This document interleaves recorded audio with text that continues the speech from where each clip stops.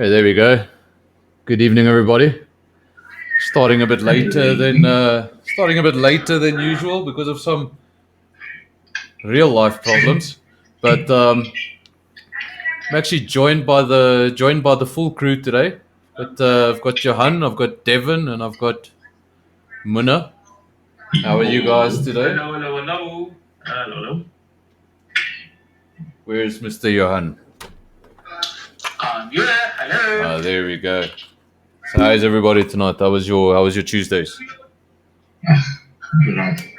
Nothing great. I know you is the So we got a lot to. We're gonna try to keep it short because we started a bit late. So we're gonna try to keep it to the hour mark. But if we're gonna keep it in the hour mark, we've got a lot to talk about.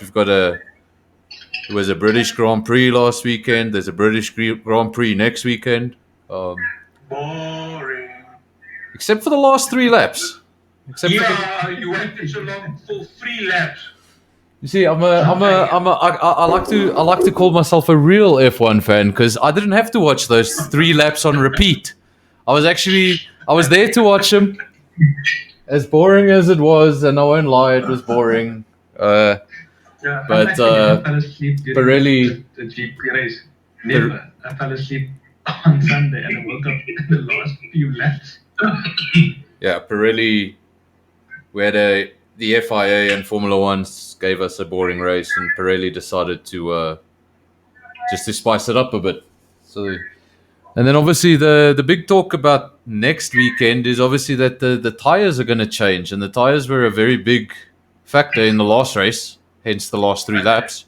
And it's going to be softer this coming weekend. Yeah, that's right. Apparently they've gone back on that. Oh, really? Have they gone back on it? I haven't heard that. Okay. Yes, they have. It makes sense. It makes sense because if those tires were bursting, I mean, the Pirelli said 40 laps for a set of hards, and none of them actually did 40 laps. Bottas' tire went on lap 38, and Hamilton's was on his lap. It was lap 39 of those tires. So those tires didn't actually get to their full prescribed percentage, and going softer it could just mean havoc. Obviously, that's what some of the fans want. We'd love some havoc, but see, driver safety and everything like that comes into it, and we can't have guys going through maggots and Beckett's when they're not completely confident of their tires. So could become a bit of an issue. Did you see Biat's crash? It was on no tire barrier, no techno barrier. He hit a solid concrete wall. Yeah. So if they want to talk about safety, they're going to look at doing something for them. And that was like 25 or 26 Gs. Yeah. A lot of we've got That's massive. obviously, like I said last weekend, British Grand Prix. Next weekend, British Grand Prix. Is it going to be a repeat? Are we gonna literally have 2 English weekends in a row where rain doesn't show up? It's very But the possible. tires too very possible. Seems like the current heat wave in Europe. See, in England, it's not too bad. There is a heat wave in the south of Spain that the MotoGP we're at. What's that? About 24. Is that about 24 degrees Celsius? Yeah, I think you're mistaking Southern Europe with England. Okay, just to remind you that at its closest, Southern Europe and Northern Africa are 16 kilometers apart. There's nothing cold about Southern Europe. So they actually had a heat wave in Jerez, and they were recording air temperatures of 46 degrees and track temperatures of 63 degrees. So, yeah, all sorts of havoc. That was on the World Superbikes race. The teams that actually, for the World Superbikes, the teams that actually set up, these like blow up pools that you put in your yard, they had set up these things for the riders. They'd get off their bike and walk through the pits, and they'd go lie in these things at the back of the pit garage. They actually had pictures of all these drivers lying in these little bathtubs because it was that hot. So at least we're in England, so I don't think the heat wave's going to affect them too badly. That's more like Devon's prediction of like 24, and everyone's like, oh no, this is too hot for the beach. This is now getting into ridiculous. We've also got a MotoGP race coming up. What are any of you familiar with the circuit, Bruno? I've heard of it before. We've done it on Project Cars too, yeah. That is You should know. that is a favorite of Brad Binder. So Brad Binder really enjoys that track. So if the KTM is able to perform as it did in Spain, I think Brad's in with a shot. And I'll be watching Moto 3 for Darren Binder. I said I wasn't. I said no. I've been watching Darren Binder for a long time, and he keeps on making me mad. So this season, I'm not going to follow it. And I didn't. First race, I didn't watch it at all. Then when this round 2 happened, I just had a look.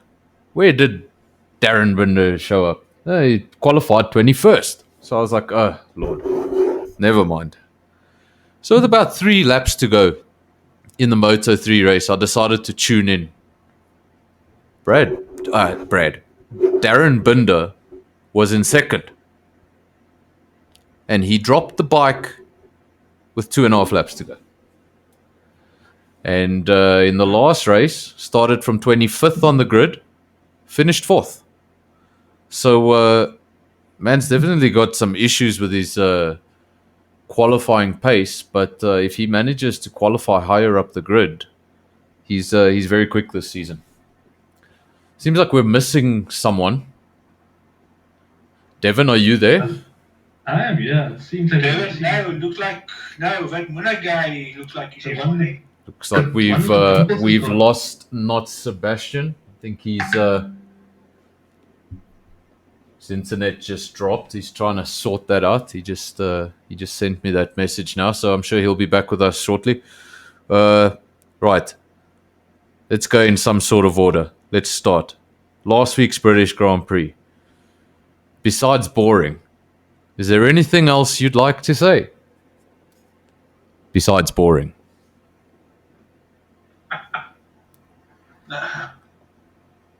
There's nothing to say, but Break Hamilton's leg so that you can just have some sort of wow for the fans. Ooh, we can't. Where everybody's in for the win. I know we can't say things like that here, but Yeah, no. you know what? At the end of the day, I'm going to be honest. Okay, from the beginning, when Hamilton was at McLaren, I was not a Hamilton fan. Okay, and I think the root of all comes down to I was a Schumacher fan, and I was the biggest kind of Schumacher fan. So, yeah, I didn't like Lewis Hamilton. He was a competitor, and then after all these years of not being a fan of Lewis Hamilton, I have to admit this much. Merck may be dominant. Merck may be accused of making the sport boring. But just remember, there's 2 Mercs. And it's not Hamilton's fault that the other Merc ain't doing much. It's all good finishing second, but you're telling me there's no one on the grid that could utilize that car better? Who would you put in the Merc if it was fantasy? You can put anyone in that Merc right now. Who would? Russell. George Russell. George Russell. I was leaning that way as well. George, fantastic driver, yes, but I would love to see Max Verstappen in a Merc. I don't think it's ever going to happen. But he's got a really long contract there at Red Bull, and I think he's pretty comfortable there at Red Bull with his number 1 status. Can't say as much for his teammate. And what he can do with that Red Bull out of nowhere. Imagine he got a car like a Merc. Kind of like a Hamilton. Who's going to catch him if he's got exactly the same car? Imagine him and Lewis's teammate. Yo, we would have probably had a repeat of him and Rosberg. Let me ask you. Did you guys see the meme of Lewis's tire when he was looking his tire at the end of the race when he stopped? Oh yeah. And he peeled back the tire that blew. Oh yeah. And in there was a picture of Nico Rosberg. Oh, you gotta love it. You know what? At the end of the day, do you know what was Lewis Hamilton's top speed with that puncture? Mm-hmm. So while he had a puncture going down the straight at Silverstone, you know what his top speed was? 247. No ways. Lewis Hamilton did 247 with a puncture. And that's it straight coming down out of Mickett and Beckett. Okay, so Because that's where the speed trap is. when you drive at that speed, you still got to slow that car down with one tire that is very out of shape. You've got gravel at Silverstone, so the last thing he needed was to land up in a gravel trap because he wasn't going to get out of it.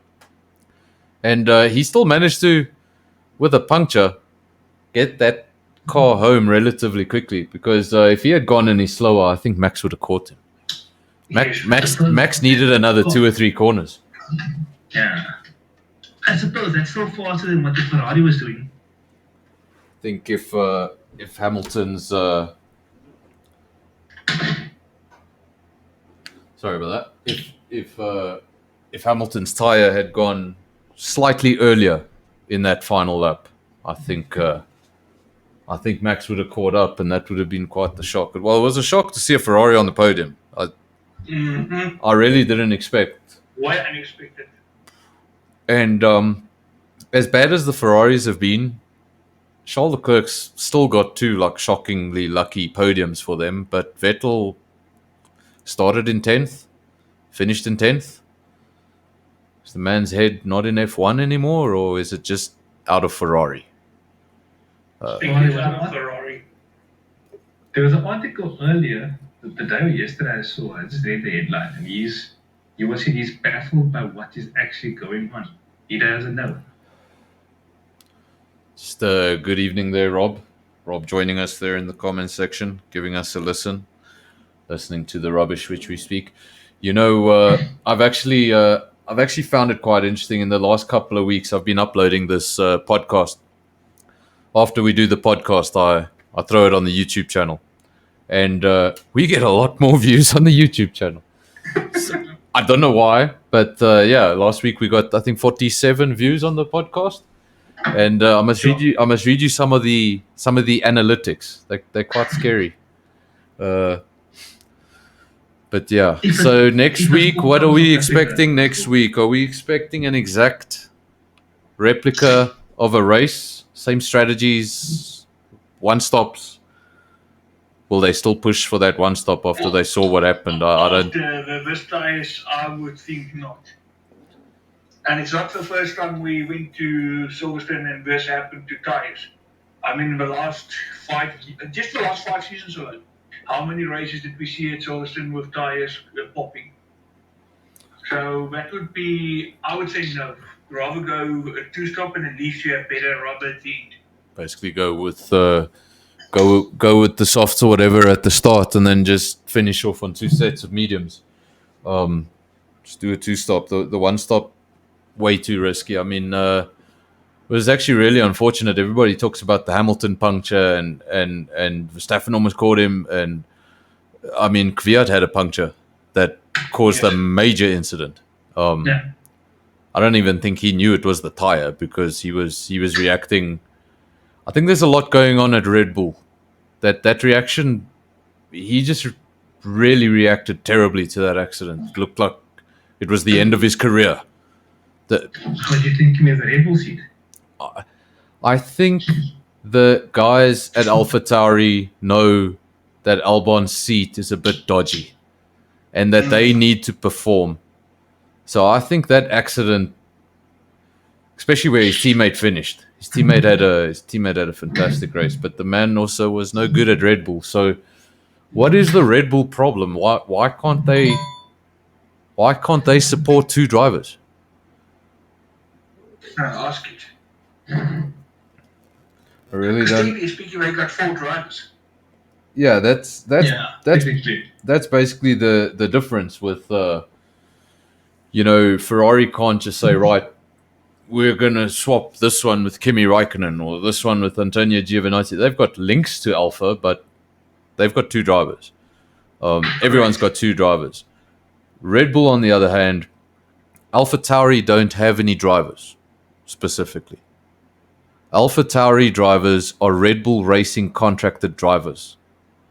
So, in terms of Red Bull, they can just pluck anyone out of that team and send anyone from Red Bull there. They're all Red Bull employees. They're not Alpha Tauri employees. So, yeah, they can just go back and forth. But I don't think I think they'll let Albon finish the season. I think it would be a bit daft. Bring Gasly in now and then break him when he's just building up his confidence. I think just let this one have a full season and maybe you'll make a more informed decision at the end of the season. Don't just Red Bull are getting a reputation for that. And the only time they got it right was Max. True. Not to say that Kvyat didn't deserve that. Sorry, what was that? That's the first time after Vettel, because if you think about it, Vettel at that time, of course, Toro Rosso, when he also got his first win, which was Monza in the rain. So they actually took Vettel from Toro Rosso, brought him into the Red Bull. So that was a good move. And so the first good move after Vettel was Verstappen. There was actually a time that the Red Bull program just had so much talent that they had to throw a lot of that talent away.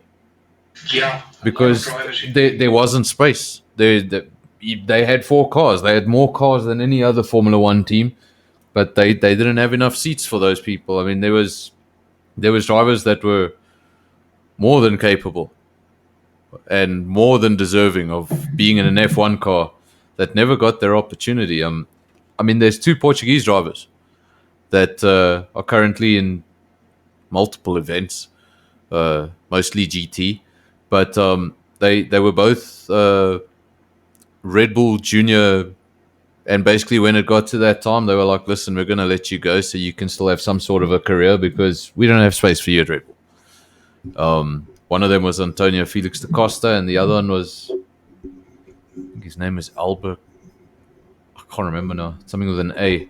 Now, there were 2 Portuguese drivers that almost got to the top, and they never even saw an Alpha Tauri or a Toro Rosso or whatever you want to call it. They never even got that far. So a lot of guys just fall out of the system, and I think now that pool has shallowed out a little bit. So if they were to make a switch, they'd have to go back on a driver, which is something they've never done.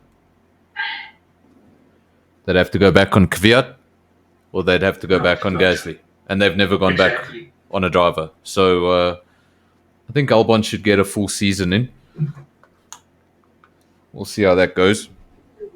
It's just break away from F1 just for a moment. Christian Horner or Marco Yes. said that if the Mercs were allowed to run, or not the pink Mercs were allowed to run the way they are, then next year they're going to have 2 Red Bull teams on the grid. So that'll be interesting. Basically what he said was he really hopes that the pink Mercedes is legal. Because if it is legal, then they will be showing up with 4 Red Bull Racing cars. Just 2 of them will be called Alpha Tauris. But it'll be the same chassis, obviously the same Honda motor, that's already a thing. But throw the same chassis on the car, same spec, and then you don't have to worry about moving the guys up and down. They've got the same car. And the same contract. And you can give them the same contract, basically. You know, you don't have to give them, oh, this is just an Alpha Tauri seat. No. This is a decent seat, and this is a seat that can get you to the top of the grid. look at the racing points. They locked out the second grid pretty nicely. It's a pity for Hulkenberg though, that the car wouldn't even stop. Absolutely. You know, when you think what engine is in the back of that? Say it. Yeah. Say it. It's a Mercedes Benz. It's a Mercedes. How many, like, not to say Lewis Hamilton, but Valtteri Bottas, Lewis Hamilton, Nico Rosberg, Merc drivers that I can think of in the recent history. Like, when was the last time you saw a Merc that just didn't start? It's like unheard of. They couldn't power up the car. The motor was like, So, what? Yeah, I don't know. The Mercedes always seems to work better in a Mercedes than anywhere else. It's like when Haas uses the same braking system as Ferrari, but Haas constantly has braking problems. Yeah. It just makes no sense. So, just to break away from F1, just for a bit, we'll come back to it and we'll talk about next week, and we'll talk about the MotoGP. Just talking about TnB. Usually we start the show with TnB, and then we move on from the TnB league to what's happening in the world of motorsport. We didn't start with TnB this time around because partially I forgot, and partially it was a terrible lobby. It was a terrible lobby. We got qualifying going. I was sitting on the start finish line waiting for the race to start, and I was like, please don't, because remember what happened 2 weeks ago. So when the race got going, I was like, okay, it's fine, lekker. And when I came around the final bend and saw that safety car parked I was like, okay, maybe I'm supposed to lap him, you know. I didn't know I was that far behind, but okay. So I go past him. Then I go past him again. And then, by the third time, I was like, okay, something's clearly wrong. So, the safety car didn't move. Basically, half the field got disqualified within a lap. I don't know. I snuck through that. But eventually, I drove into the safety car. There was about 5 or 6 people in the lobby left at the time. And I thought, okay, I wanted to test something, basically. I want to see if I hit this thing, Will it move? will it do something? Like, will it bring out a safety car and then it like resets that thing? Or I want to see if it do something. I hit the safety car, completely broke my suspension, wheel went flying, and that was that. And the safety car moved about 3 feet. So that's a heavy Merc. But yeah, so it was a bit of a disaster. We decided we thought of one or two things, maybe taking points at the lap that was just before this all happened and stuff like that. But at the end of the day, we decided, okay, it's a no result. It's not cancelled. It's just a no result. We'll carry on with the calendar as usual. So obviously next week we go to Abu Dhabi. And then at the end of round 10, when the season should have ended, we'll have one more week and we'll do Mexico. So Mexico will be right at the end. If you weren't ready for that Mexico round, you'll have a second opportunity at mastering that track. I won't be mastering that track because it's a terrible track. That's not that bad though. I'm not going back to Mexico. Speak to Sergio Perez. But he doesn't even know how he got it. I mean, he was like ultra careful, and yeah, he still got it. He says he doesn't know where, if it was on the plane there or back or while he was there, he doesn't know. So After they all fly private. I have no idea. But he got it somewhere. Luckily for him, they transported him on Friday night. Because you know where Sergio Perez was? he was in his motorhome, and Racing Point got him an apartment in London and transported him to something more comfortable. Otherwise, he would have had to spend the race weekend listening to these cars go around. So, but at least he's asymptomatic. He doesn't seem to be feeling ill, and he looks fine. So, hope he's back on track soon. We know he's not going to be back next week. So, and it's very likely that it's very, very likely. I read today that it's likely that will be Hulkenberg again. Possible, yeah. I was pretty sure that the driver would have been Gutierrez or Van Dorn. Okay, but Van Dorn is out because he's obviously finishing off the Formula E season for Merck. So that leaves Gutierrez, but yeah, they went with Hulkenberg. Because actually Van Dorn and Gutierrez are the Merck test drivers. And when I heard this about Perez, it was the first thing I did. I Googled. I wanted to know who's the backup, who's the reserve driver for Racing Point. And it's like, no, they don't have a reserve driver. They share Merck's reserve drivers. So I'm like, okay. Correct. Those are the two names that came up. Or the tweet that came out to that. So as soon as they found out that Sergio Perez was actually not taking part, Jensen Button actually tweeted, "You guys lose my number." Yeah, he did. Yeah. Whoever manages that Racing Point account, that guy will be shocked. And they asked, "Who's this?" Who's this? Your phone? That is your number. Oh, that's brilliant. That's brilliant. They actually told him, "Who's this?" I love it. Also, the one who manages that account is brilliant. But all the accounts, all the Twitter accounts, even the Mercedes-Benz account is known to be quite yeah. like when they do catch a glimpse of you, they do send a bit of banter back and forth, and it's actually quite fun. I enjoy the Twitter side of Formula One. Like basically AlphaTauri, like every race week they release their playlist, and that's the music that's playing in their garages all weekend. So you can really you get a feel for they tweet everything. This one's going out on this lap.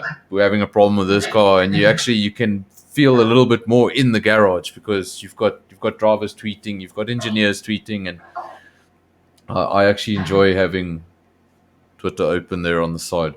Just don't search what's trending in South Africa. Just stick to the F1. Lando Norris actually reviewed the race after the race. So he went home, got himself he said a cheeseburger. I'm not sure if it was a cheeseburger. No, nuggets, sorry. Got himself nuggets and went to review the race online on Twitch.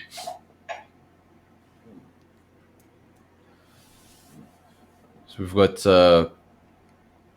next week going to have another English Grand Prix. It's not going to be called the British Grand Prix. It's going to be the 70th anniversary. Yes. Yeah, I think it's the 70th anniversary Grand Prix, something like that. No change to the layout. It'll be exactly the same layout. And apparently, I thought the tires were going to change, but that's been reverted.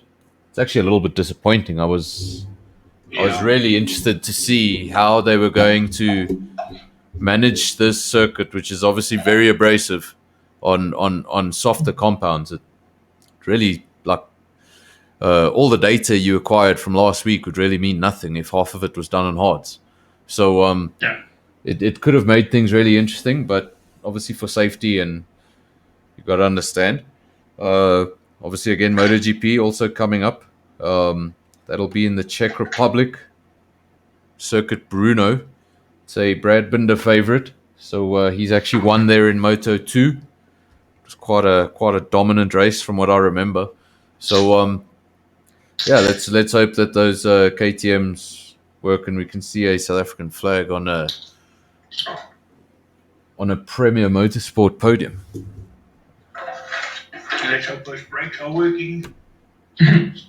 Those KTM brakes. We're actually missing the KTM man himself. He messaged me to say his internet dropped. Yeah, his internet has dropped. He's trying to sort that out, but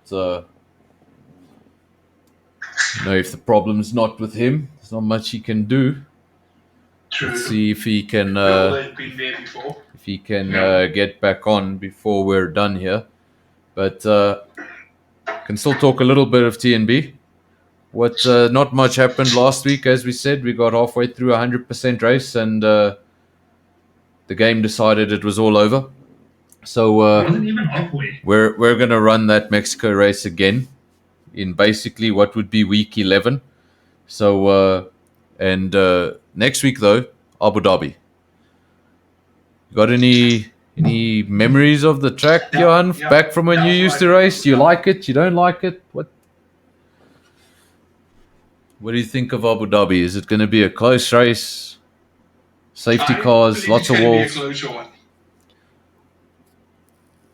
But still, definitely a few sandbaggers in the mix.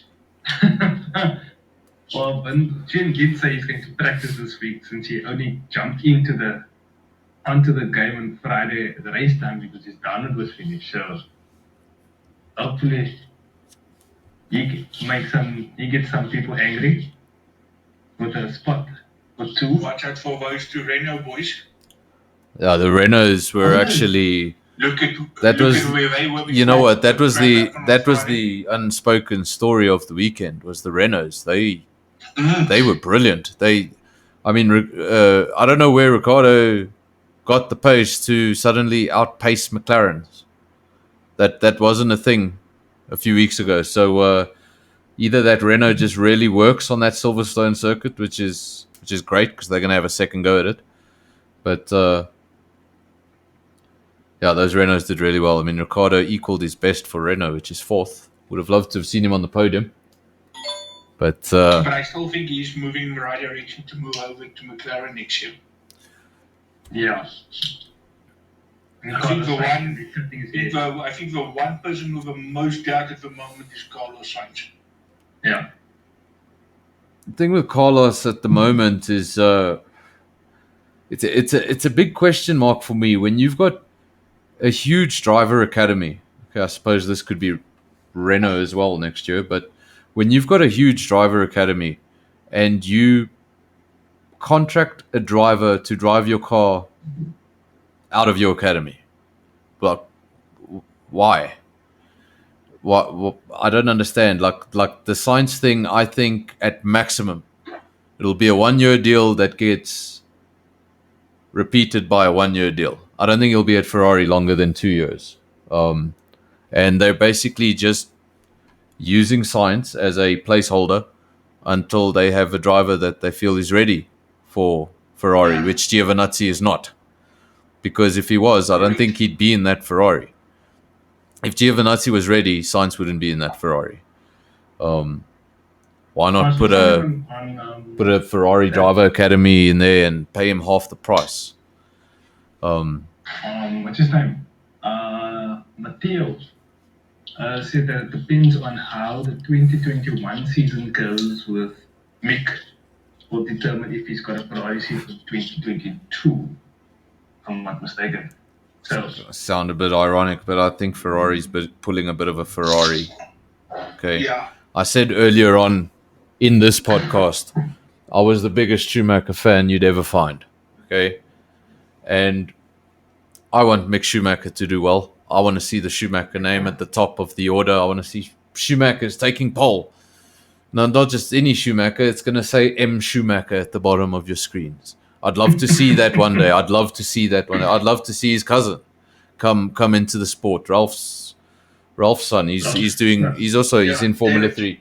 I'd love to see both of them in Formula 1, but I don't want them in Formula 1 based on their surname. I want them to get there because in some way they are capable of emulating their father's pace. I'm not saying Mick has to be a Michael Schumacher. That's a lot to live up to. But if if you're a fast driver who can challenge for podiums and be quick and be up there, yes, I would love to see both Schumachers in there, but I don't want to see them there based on they're a Schumacher. There's right for again. I've I can't been remember. I've been following Formula 3 and Formula 2 this season because I was in a drought of motorsport. Okay, so when it came back, I'm literally watching everything. I mean, on Saturday, for the first time in my life, I watched the Formula 3 European Regional. I don't know what, I can't remember what it's called, but I watched it. So I was starved of motorsport for way too long. I've been watching the Formula 3 and Formula 2 closely. And Formula 2, I don't want to lie, but I think there's about 5 Ferrari Academy drivers in Formula 2. That includes Mick. And there's a driver there called Robert Schwartzman. Now, Schwartzman is Formula 3 champion. So he won Formula 3 last year and made the move up to Formula 2. Robert, he currently leads the championship in Formula 2. Mick is down in 7th. Why are you talking about Mick? You've got a guy that won the Formula 3 championship, picked up a Formula 2 car, and in his second race, he won. That guy's got talent. You should be looking at that guy. You know what I mean? Mick's been in Formula 2 for 2 seasons. And you've got a guy that picks up the car and gets on the podium and is leading the championship after 6 rounds. It's insane. So I don't focus on him too much because of he's a Schumacher and he needs to get there on pace. I want to see him win a Formula 2 title, or at very least challenge for a Formula 2 title. Like Jack Aiken and Albon and all of them, they didn't all win Formula 2, but they were all very heavily involved. Either they won it or they were runners-up or close. And the guy who beat all of them is in a Williams. So that's not very nice. How's that? For a group of buddies coming out of Formula 2, Albon gets a Red Bull within a couple of months. Norris gets a McLaren. Leclerc gets a Ferrari of all things. Russell gets a Williams. It's a little unfair. I'd love to see him in even a Racing Point. Give him a Racing Point. I suppose there's no seats at Racing Point. Oh no. So Vettel, what did you guys see the elbow pump. That's right. Well, Devon saw it before the race. Before the race, the guys were walking around, obviously, and Vettel was still walking up and down. He wasn't in his car, and camera was on Vettel, and he was walking down the pit lane, and Lawrence Stroll was walking up the pit lane in his pink overalls, and when they passed, they stopped, gave each other a little elbow and a nod, and kept walking, and then I'm pretty sure there was a hey boss moment. Devon, just now you mentioned Binotto. Have you heard the news about Binotto? What? I didn't check. Binotto is still Ferrari team principal, but he is no longer their technical. Yeah.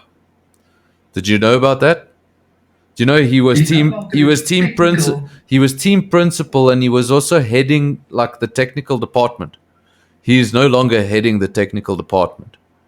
Isn't that the guy from South Africa that's heading the technical department now? Yeah, basically it's I don't want to misquote the guy's name, but it's an Italian guy that he's now the head of the department, and he's going to be mentored by Rory Byrne, which is the guy that he basically built all of your Ferraris through the Schumacher era.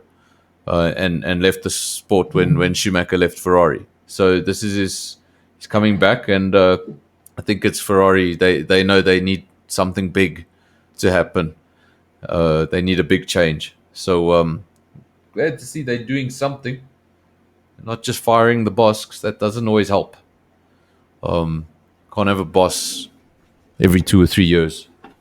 Yeah. Toto Wolff's been with Merck since Merck came to F1. So it shows.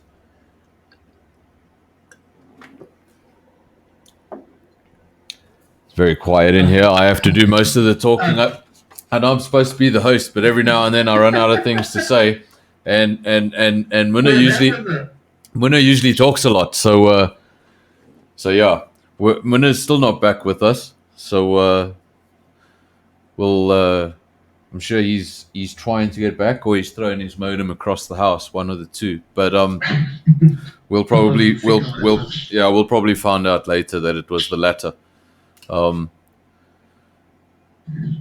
Thank you. I don't know who that is. TG. How was your... Thank you for following the Twitch channel, TGA Media.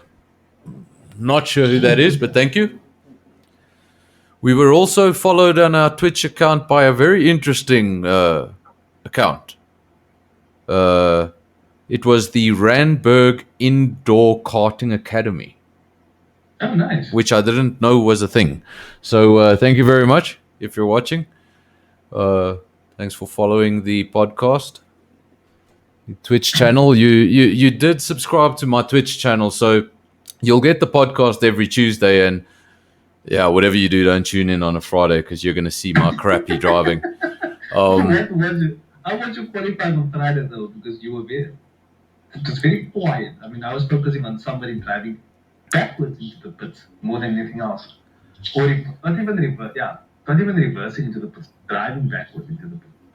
Personally, I've had a really mixed season. Like when we started at Vietnam, and I wasn't sure what was going on. The car felt terrible.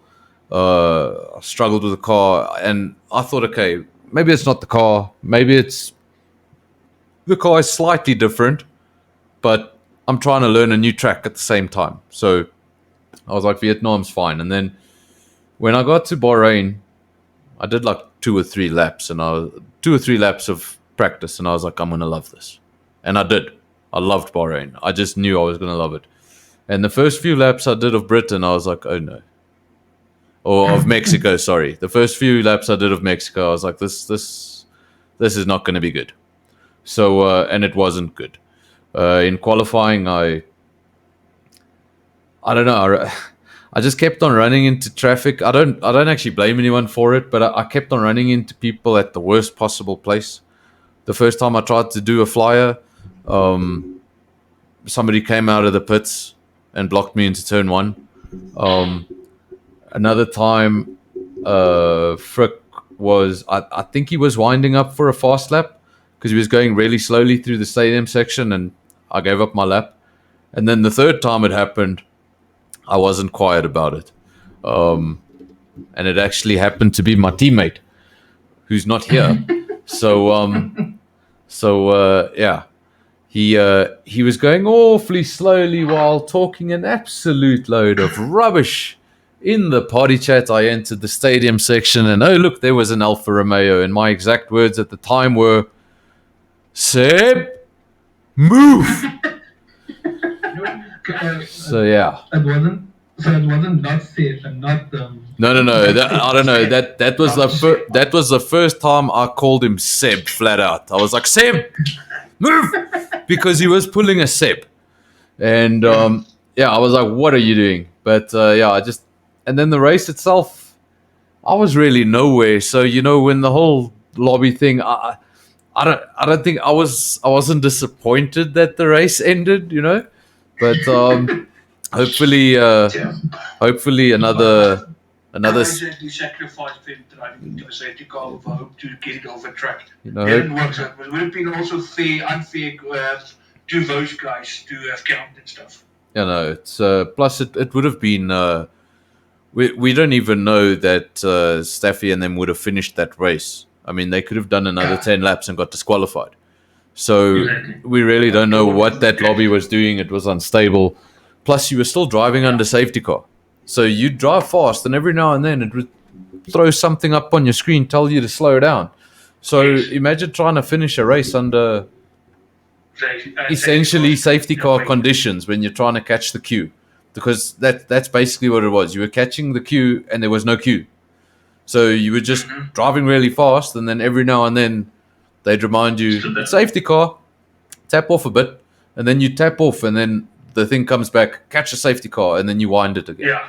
So I don't know. It was. I don't think we could have finished that race under those conditions, and the points wouldn't have been fair anyway. So half the guys got disqualified, and they don't even know why.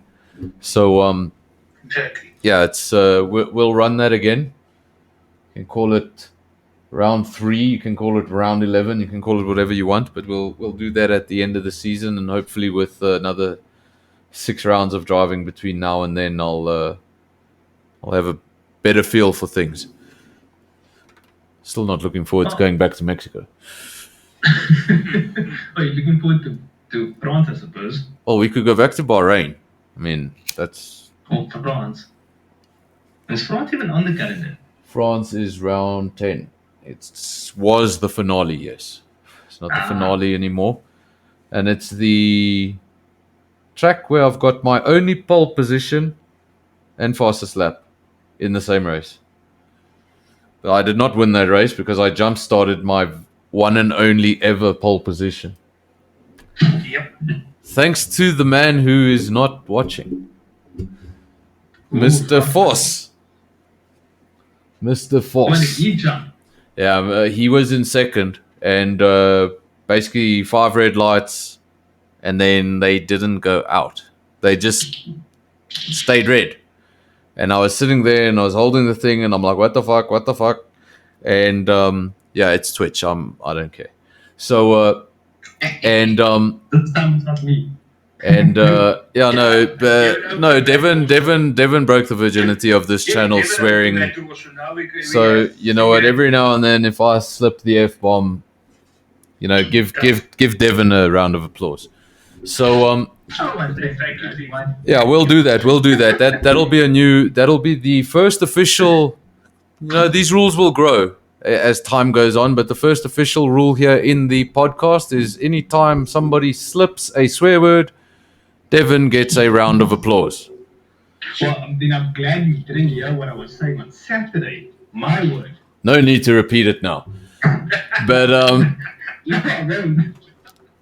But bloody hell, I was upset. yes, I heard that. That was that was regarding an endurance race, and something I don't get that mad about anymore because I'm actually quite used to it.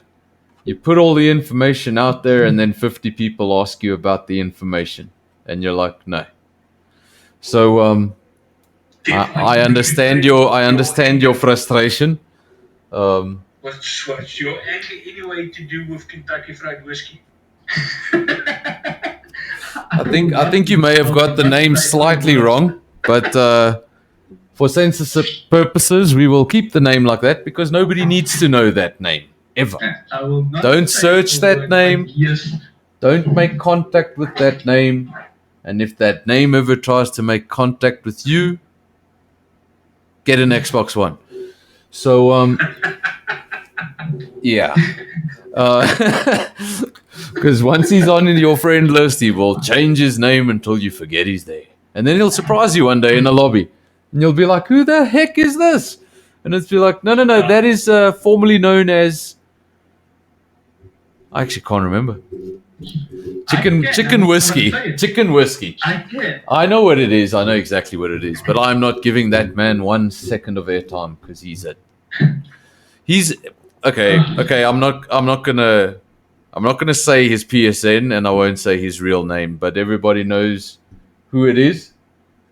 If you know who it is, you know who it is. If you don't, I'm not gonna make the guy's name rubbish. But please, sir, Come when speak to me after. when you decide to join a racing league with guys that have been racing for 4 or 5 years, do not join a racing league and say that you will be the fastest in the entire country within 12 months. And then have a performance like you did on Saturday. This is not TnB related. This is a SSR. You guys had a bit of a trial run. You had a 3-hour Kyalami endurance race, and well, I watched the race, and I'm not going to be biased. Okay, I'm not going to be the guy that says, "Oh no, he missed his brakes," or "He didn't press his." No, I'm not going to be that. All I'll say is that the person in question started in 20th on the grid, also known as last, and after turn 4, he was in 8th, which means he made up 12 positions. Whether he made those 12 positions up legally or illegally, I shall not mention. As I said, I don't want to be biased, but I'll let you make that decision. What do you think? Could you pass 12 cars in 4 corners legally? I suppose if it was an incident that's unrelated to me. Suppose if everybody else crashed and left the tarmac for myself. Exactly. The problem is if everybody crashed because I crashed into them, then those 12 spots I collected become quite questionable. So as far as I know, he won't be racing with us again. So if you're thinking of racing with SSR, you will be safe. He won't be returning. He will be continuing his climb up the esports ladder without SSR. SSR is actually, if I'm not mistaken, they've got 20 drivers. Yeah, it's full. At this point, yeah. So SSR is full. That's awesome. For now, it's full for now. 20 But there drivers. are also reserve drivers. From what I saw on Saturday, I would suggest from a commentary point of view that it's not quite ready to stream. Oh no! I was just the spectator mode is very broken. I don't like it at all. There's not a lot of camera angles on the cars. I think there's 2. Well, F1 there's 2, but other similar games have had much superior spectator modes, and the options that are there, don't press them. You get a blue screen. So the spectator mode is very broken. If you try and hit replay or options or anything like that, it crashes. And there's an option to drive, which should never be in spectator mode. So it's obviously not finished. And but yeah, I think if you have another 2 or 3 weeks of this, we'll be ready for a league once a patch or 2 comes out. Earlier. I saw the support page earlier saying that they've noted that the errors are occurring and they're looking into it. So Yeah, because it's a continuous development. yeah.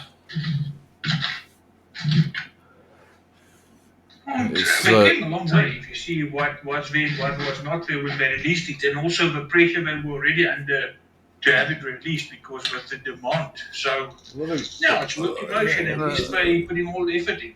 A lot of guys forget, this was a PC game first. Correct. I got this game on PC before it had Kyalami on it. Okay, it didn't have Kyalami. That DLC hadn't come out. I got ACC about 4 months before that DLC came out. And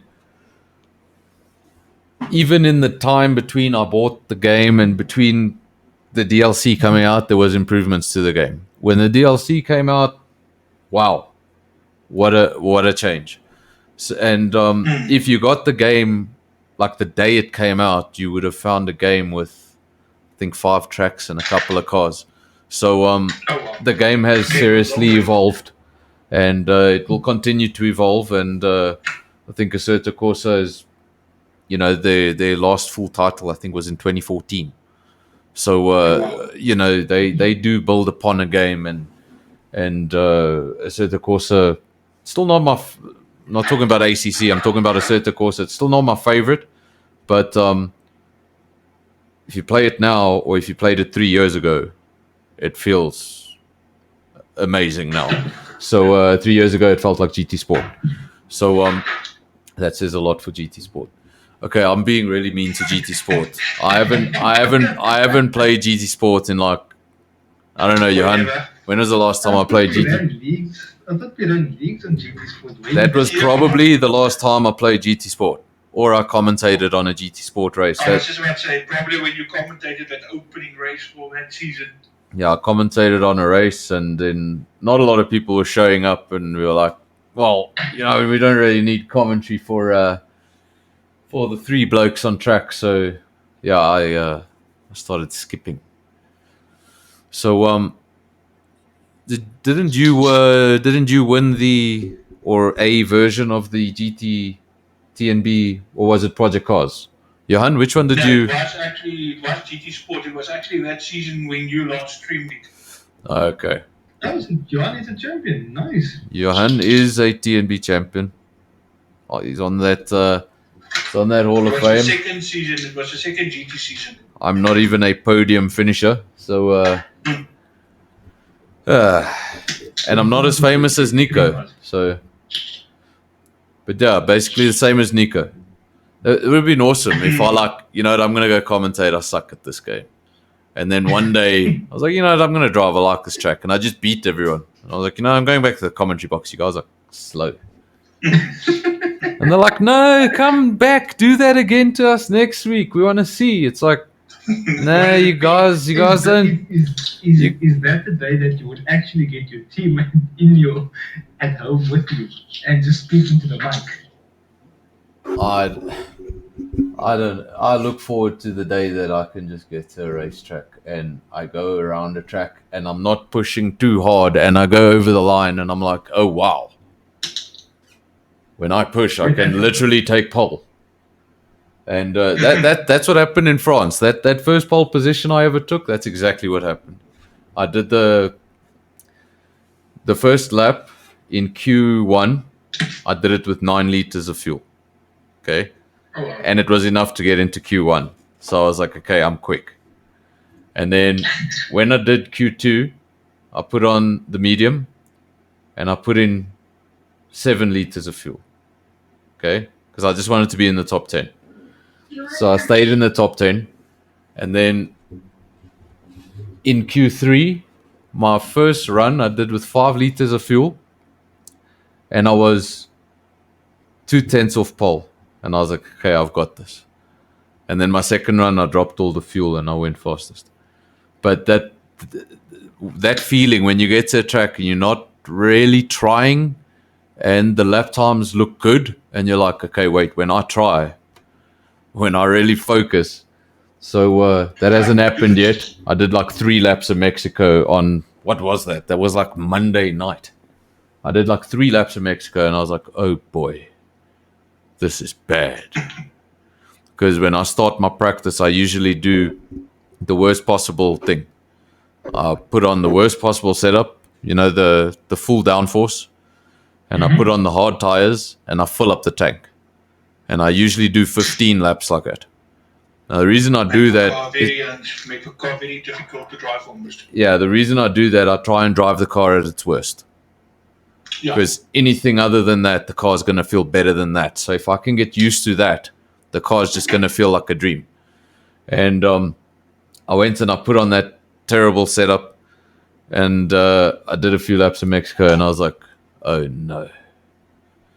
Okay, let me try. So I went in and I put on what I thought would be a good setup and I did a lap again and it was only 3/10 quicker. And I was like, this is going to be great.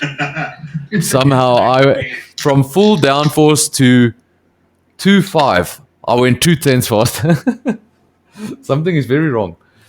It's a good times, but we will redo that again at the end of the at the end of the current calendar. But on Friday we'll see everybody at Abu Dhabi. We hope you're getting your practice in. It's not the simplest of circuits, and there's a few places where the walls can come close. So One of those political correct tracks.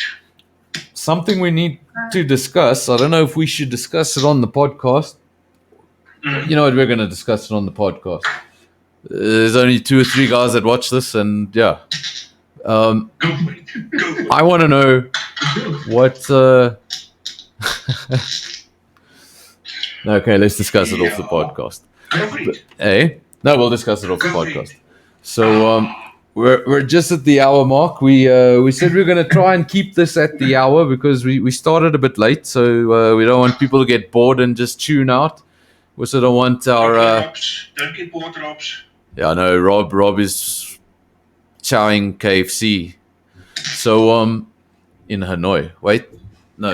Okay, I didn't read that right. You've seen Hanoi and he's washing it down. I read KFC go back to Hanoi. And now I see that's two different messages. And I'm like, okay, that makes more sense that it's two. Because KFC is not from... But anyway. Thanks for joining us, Rob. See, you've been with us the entire podcast. Thanks for joining us, Daniel. See, you've been with us the entire podcast. Quick question. Yes? Sorry, Daniel, your cousin, right? Or your nephew? Yes. Is he the one that would be joining, if I'm not mistaken? That's right. We haven't actually... It's been a really hectic week, and I basically see him almost every morning, but we haven't spoken more than 2 minutes this week. So, yeah, if I see him tomorrow, I think he does want to race. So I'll just speak to him and say, listen, do you want to race this Friday? It's Abu Dhabi.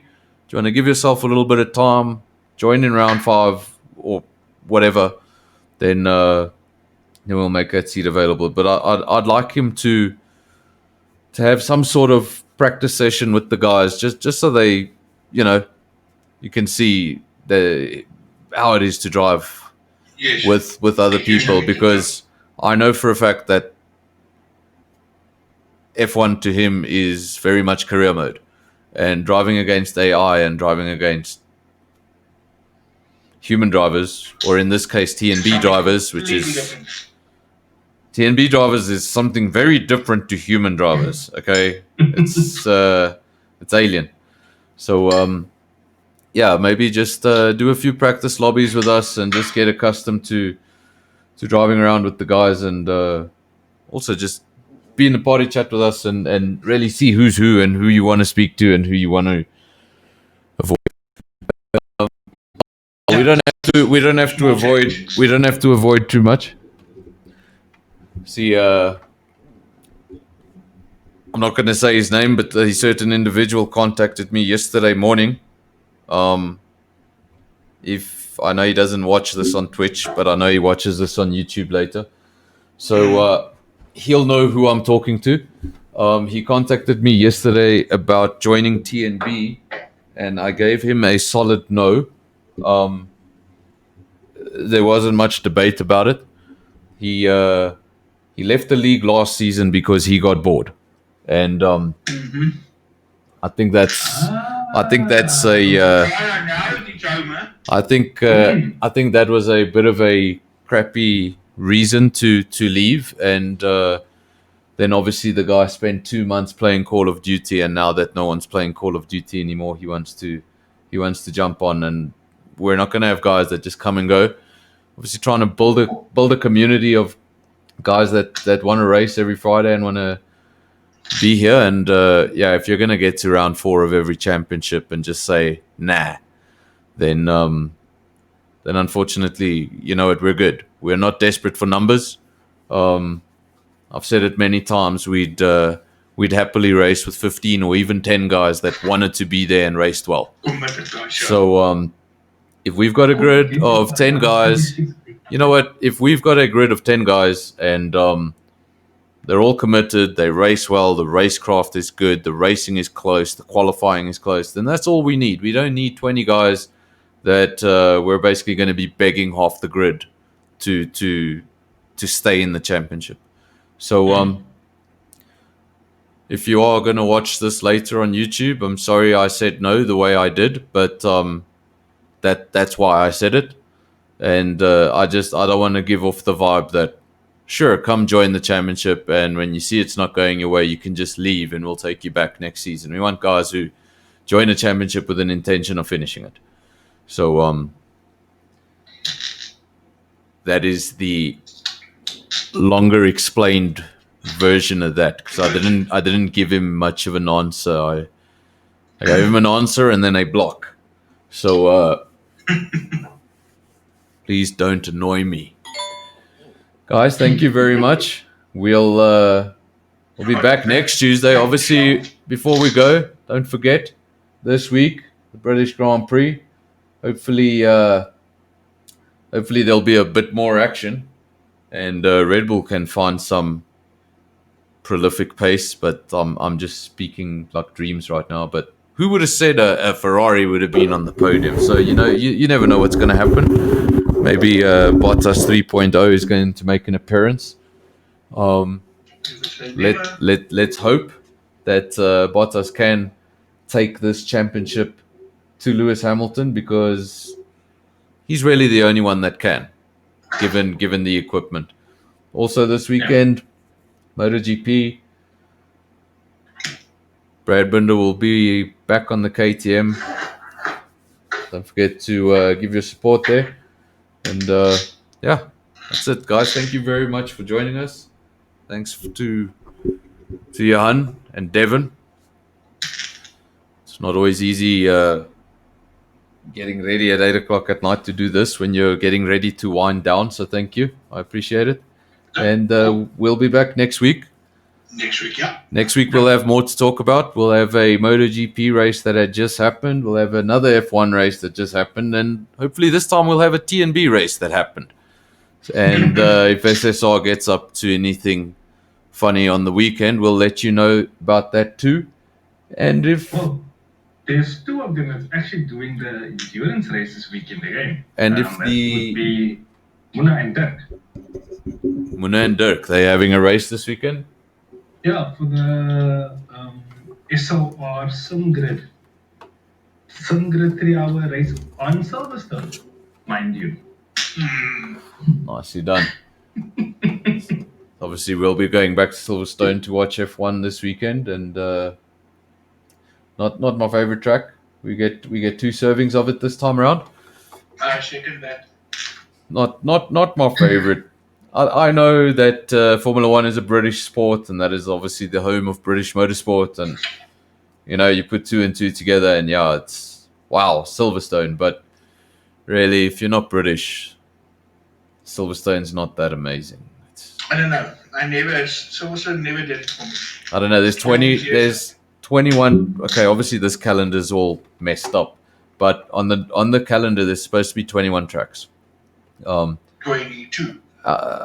22. Out of those 22 tracks, I'd say if I had to pick where to race, I think Silverstone wouldn't be in my top 15.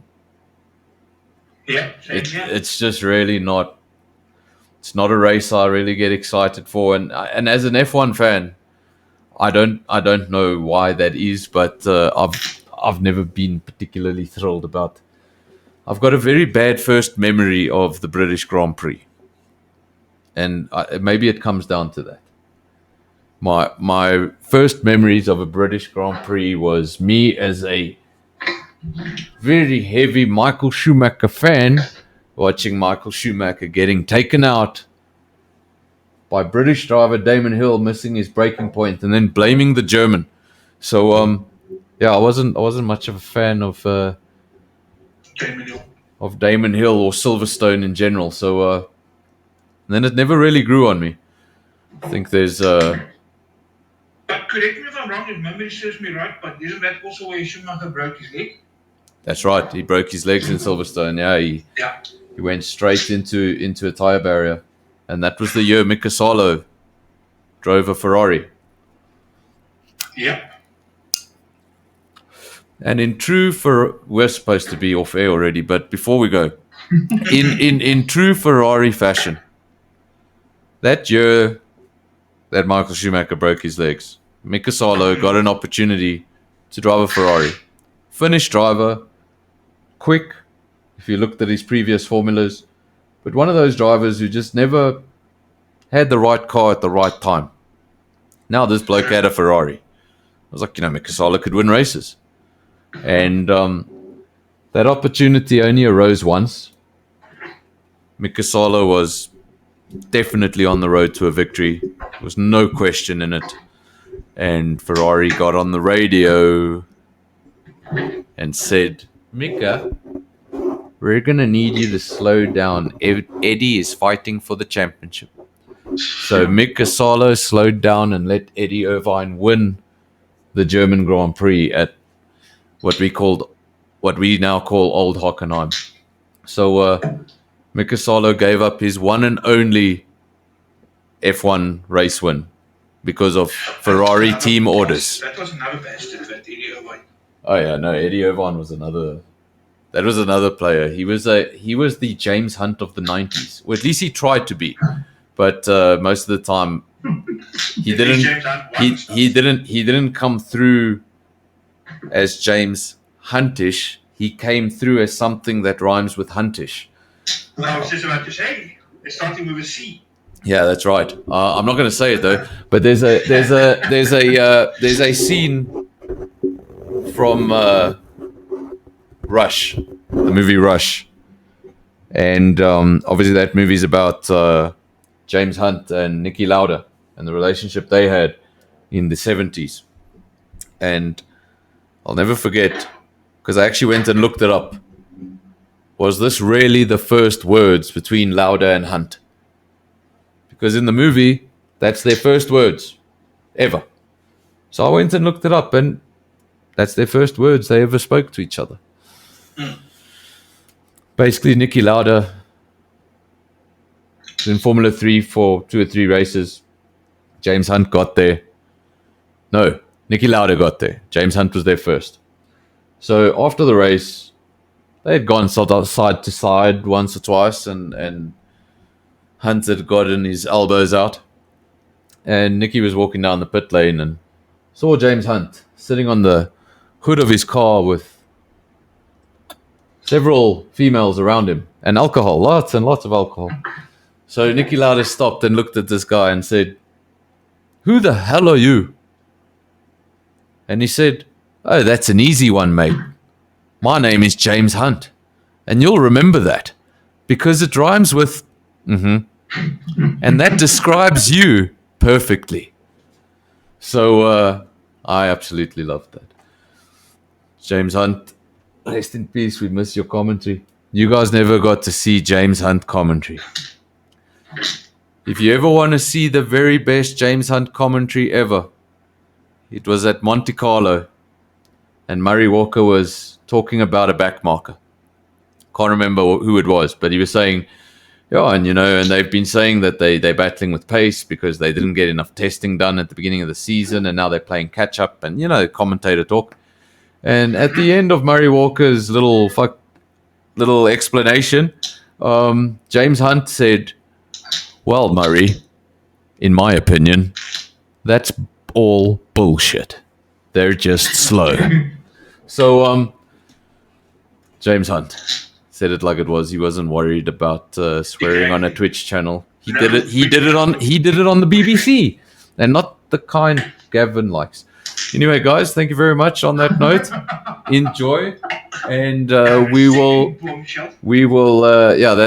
That if you're a TnB, you know exactly what. I think you know what that means. But anyway, guys, enjoy. I'm not going to explain what it is. If you don't know what it means, it's probably a good thing. We will see you on Tuesday next week. And if you're interested in my crappy driving and swearing, extensive swearing, then you can watch me on a Friday. Thanks, guys. Thanks, Jan. Thanks, Devin. Guys, have a good one.